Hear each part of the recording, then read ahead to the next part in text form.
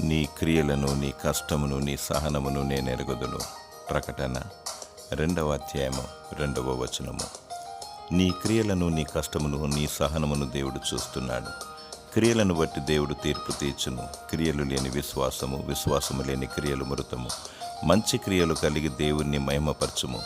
నీ కష్టమును, నీ శ్రమను దేవుడు చూస్తున్నాడు. న్యాయపరమైన శ్రమలు, కష్టాలు దేవుడు గమనించి బహుమానము, ప్రతిఫలమును దయచేయను. నీ దేవుడు నమ్మదగినవాడు.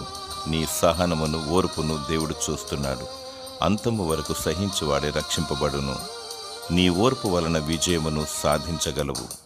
నీకున్న విశ్వాసాన్ని గట్టిగా పట్టుకొని దేవునికి నమ్మకముగా జీవించు. దేవుడు నీకు విజయమును దయచేసి నిన్ను దీవించునుగాక. ఆమేన్.